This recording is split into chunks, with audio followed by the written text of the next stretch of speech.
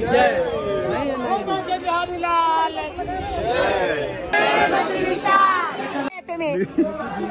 खतरनाक भीड़ है भाई, जिस दिन दीवारें गिर जाएंगी यहाँ की।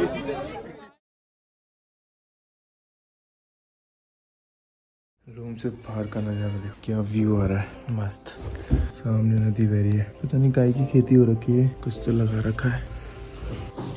रात का सीन ये था कि रात को लेट हो गए, यहाँ पे बैरियर लगा रखा, आगे रास्ते कहीं जाने नहीं देते क्योंकि आगे रास्ता उससे भी ज़्यादा डेंजर है, जिस डेंजर जोन से हम निकल के आए। पर हमें ऐसा लगा कि उससे ही ज़्यादा खतरनाक और क्या होगा। एक तरफ खाई है, एक तरफ ऊंचे ऊंचे पहाड़, कौन सा पहाड़ कब नीचे गिरे कुछ पता नहीं। आधे लोग हमारे वहाँ पहुँच गए, रूम वूम सब बुक कर लिया, उसके बाद भी हमें यहाँ पे एक रूम लेना पड़ा, इमरजेंसी में स्टे करना पड़ गया। तो आपको सोते सोते कितना बज गया था? 1-2 बज गया था। अलग ही लेवल का एडवेंचर हो रहा है। पता नहीं कब सो रहे हैं कब खा रहे हैं, 12 बज रहे हैं, खाते खाते 2 बज रहे हैं, सोते सोते सुबह उठ रहे हैं 8 बजे। मतलब बहुत हो गया, इससे ज़्यादा नहीं। अभी 20-22 किलोमीटर बाकी है यहाँ से, जहाँ पे हम अभी स्टे किए हैं। अभी 1-1.5 घंटा और लगेगा हमें पहुँचते। अभी टाइम हो रहा है 8 बजने वाला है। हम निकलते हैं सीधे मंदिर के लिए, बद्रीनाथ। वहाँ से दर्शन करके आज फिर हमें निकलना भी रिटर्न। चलते हैं।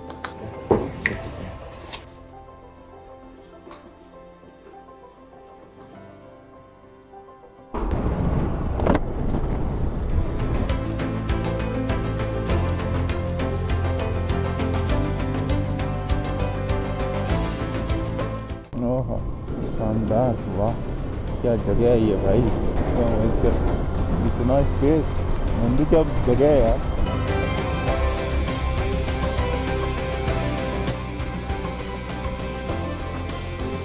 इसीलिए इसका नाम डेंजर जोन है। पत्थर मतलब ऐसे रखे हुए फूल की तरह, कभी भी टपक सकता है, इसीलिए वहाँ पे बैरियर लगा रखे हैं ताकि कोई रात के समय ना, कम से कम दिन में कोई जाएगा तो पता तो लगेगी, गाड़ियाँ चलती रहती हैं। ये देखो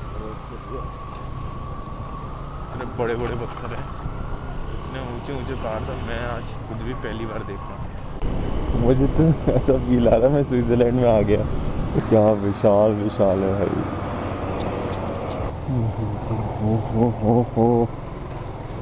हिमाचल वाली वाइब्स आने लगी, न्यू एक्सपीरियंस।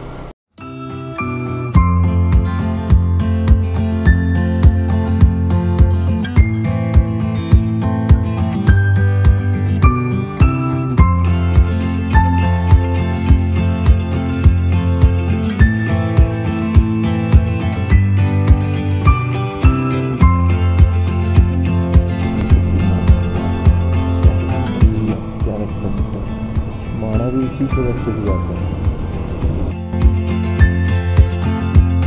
देखो यहाँ पत्थर कैसे उभरे हुए हैं, थोड़ी सी पानी गिरा के नीचे टपकेंगे सारे, है तो भाई थोड़ी सी डेंजरस जगह।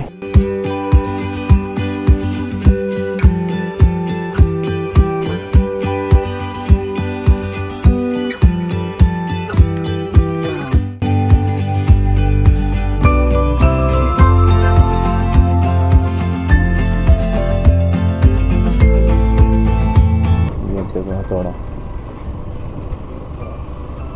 भाई निकलने देगा, इसके तो मूव करने से डर लग जाता है।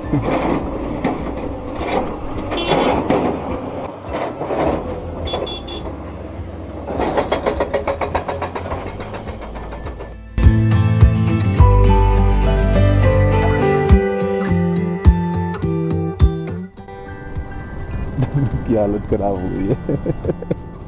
दोनों इतनी हाइट पे आ गई।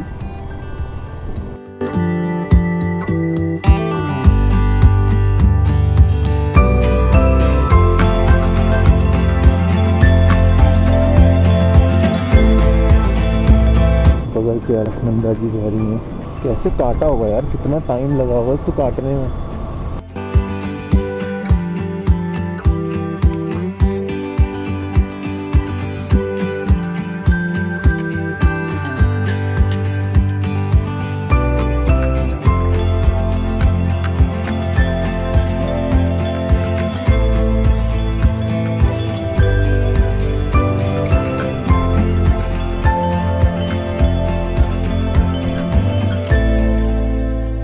है कि हम वहाँ पहुँचे हैं, मंदिर के लिए इधर जाना है। कितने बजे हम पहुँचे? 9:21।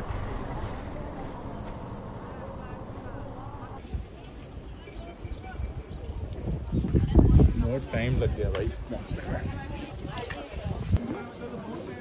तो आखिरकार 1.5 घंटे की राइड के बाद हम पहुंच ही जाते हैं श्री बद्रीनाथ, जो कि आप सामने देख पा रहे होंगे। पूरा गर्म कुंड, वहाँ पे गर्म पानी आता रहती है, वो देखो भाप भी उठ रही है वहाँ। चलो एक छोटी सी स्टोरी सुनाता हूँ। एक समय की बात है, महर्षि भृगु नाम के एक ऋषि मुनि हुआ करते थे, जिनकी गर्भवती पत्नी को एक राक्षस उठाकर ले जाता है ऋषि मुनि की अनुपस्थिति में। वहीं पर एक हवन कुंड में अग्नि प्रज्वलित हो रही थी। वो राक्षस कुछ दूर ही चलता है और तभी ऋषि मुनि की पत्नी को एक बालक होता है, और बालक में जन्म लेते ही इतना तेज होता है कि वो उस तेज को वो राक्षस सहन नहीं कर पाता और वहीं जलकर भस्म हो जाता है। तभी कुछ देर बाद महर्षि भृगु अपने आश्रम आते हैं और अपनी पत्नी को अनुपस्थित पाकर चिंता में पड़ जाते हैं। तभी वो हवन कुंड में जल रही अग्निदेव से पूछते हैं और अपनी दिव्य दृष्टि से सब कुछ जान लेते हैं, और क्रोध में आकर अग्निदेव को श्राप दे देते हैं और कहते हैं कि तुम्हारी उपस्थिति में मेरी पत्नी का हरण कैसे हो गया। अग्निदेव ऋषि मुनि की श्री चरणों में क्षमा याचना के लिए गिर जाते हैं और ऋषि मुनि उनसे कहते हैं तुम बद्रिक आश्रम जाओ अपने इस अपराध से मुक्त होने के लिए। और अग्निदेव बद्रिक आश्रम आते हैं और श्री नारायण की तपस्या करने लगते हैं। एक समय ऐसा आता है, श्री नारायण जब अग्निदेव को दर्शन देते हैं और कहते हैं तुम्हारे पाप तो उसी दिन जलकर भस्म हो गए जिस दिन तुमने बद्रिक आश्रम में कदम रखा, और यह भी कहते हैं तुम इसी स्थान पर मेरे आने वाले भक्तों का कल्याण करते रहना, भक्तों के कष्ट, रोग और पाप से मुक्त करना। तभी से अग्निदेव तप्त कुंड के रूप में श्री बद्रिक आश्रम में उपस्थित हैं।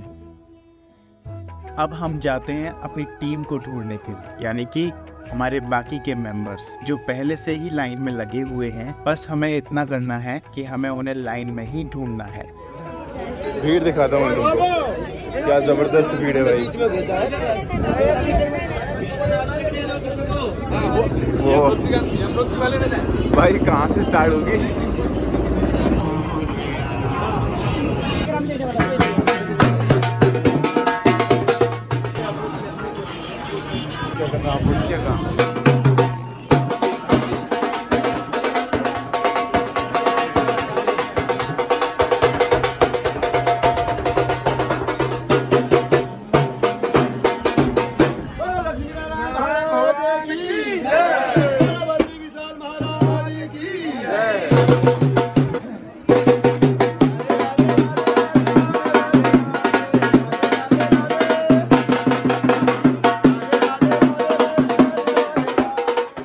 कहा यह भी जाता है जो आए बद्री वो ना जाए उधरी, मतलब जो करे बद्रीनाथ के दर्शन उसे फिर गर्भ में आना नहीं पड़ता। यह मंदिर 2 पहाड़ियों के बीच में स्थित है, नर और नारायण, जिन्होंने महादेव की तपस्या की थी। कहते हैं जब ये दोनों पर्वत आपस में मिल जाएंगे तो श्रद्धालुओं के लिए बद्रीनाथ का मार्ग हमेशा हमेशा के लिए बंद हो जाए और एक नए भविष्य बद्री का उद्गम होगा।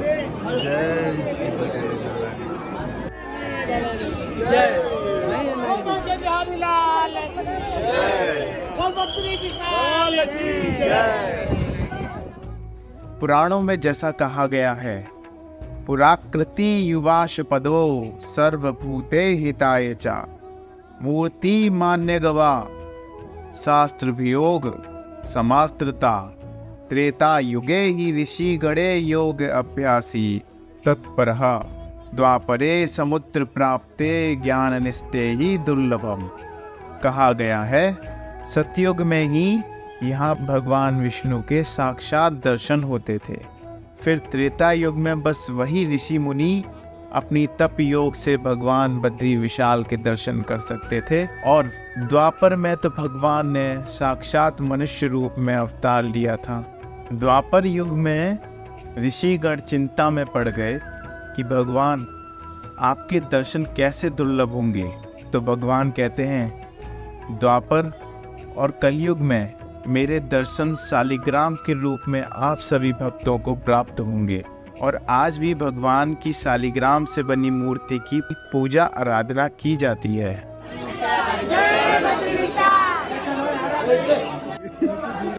खतरनाक भीड़ है भाई,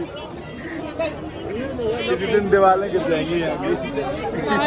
इतनी खतरनाक भीड़ है। कहाँ जा रहा भाई, जरा मेरे पास आ, भाग दौड़ नहीं होती। एक समय की बात है, भगवान विष्णु अपनी ध्यान साधना के लिए एक स्थान तलाश रहे थे। काफी भ्रमण करने के बाद उन्हें अलकनंदा नदी के तट पर स्थित यह स्थान बहुत पसंद आता है, लेकिन यह स्थान पहले से ही भगवान भोलेनाथ और माता पार्वती जी का निवास स्थान होता है। अब भगवान सोच में पड़ जाते हैं कि क्या किया जाए। अब विष्णु जी ठहरे लीलाधारी, तो विचार आता है क्यों न एक लीला की जाए, और नीलकंठ पर्वत के समीप एक छोटे से बालक का रूप धारण करके किलकारियां मारने लगते। तभी भगवान भोलेनाथ और माता पार्वती वहां से गुजर रहे थे। छोटे से बालक को रोता देख माता के हृदय में ममता जाग जाती है और उस नन्हे से बालक को अपनी गोद में उठाकर महल के अंदर सुला देती। भगवान भोलेनाथ तो यह लीला जानते थे। उन्होंने तो पहले ही माता पार्वती को कहा था कि यह कोई बालक वालक नहीं है, इस बालक को छोड़ दो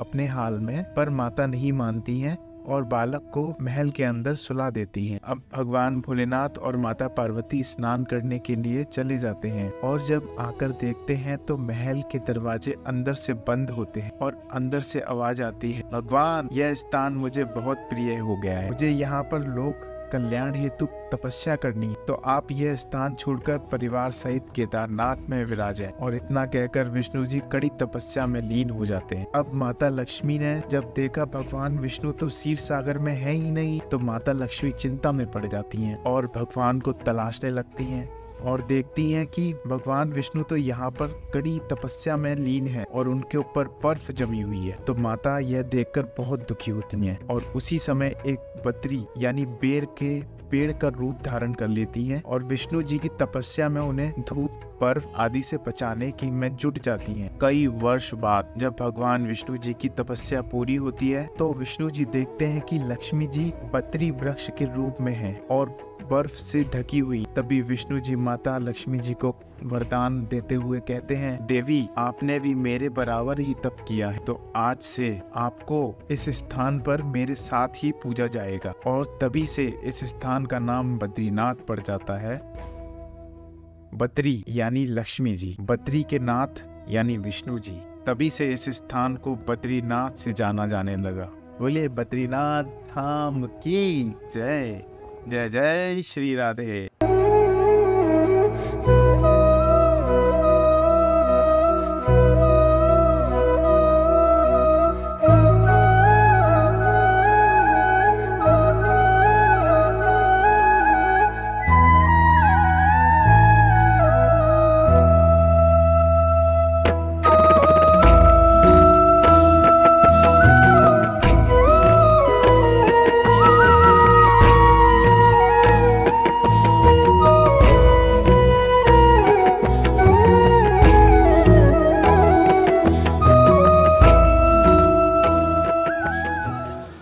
से प्रस्थान करते हैं हम लोग बद्रीनाथ से। रास्ता नापते हैं अब सीधे हल्द्वानी के लिए। जबरदस्त भीड़ थी। हेलीपैड पता नहीं यहाँ है कि नहीं, यहाँ है नहीं, मेरे को नहीं लगता। कंस्ट्रक्शन चल रहा है यहाँ पे। नेक्स्ट टाइम जब आओगे तो यहाँ पे पूरा पता नहीं क्या ही बन के रेडी हो जाएगा। ऐसा बनेगा क्या? ये प्लेटफॉर्म क्या रहेगा, प्लेटफॉर्म बनेगा। क्या टाइम हो रहा है नंदू? अच्छा 1:30 बजे समथिंग हम लोग निकल लिए यहाँ से, है ना। बद्रीनाथ से निकल लिए 1:30 बजे समथिंग हल्द्वानी के लिए। लेकिन जवानी में कर लिया।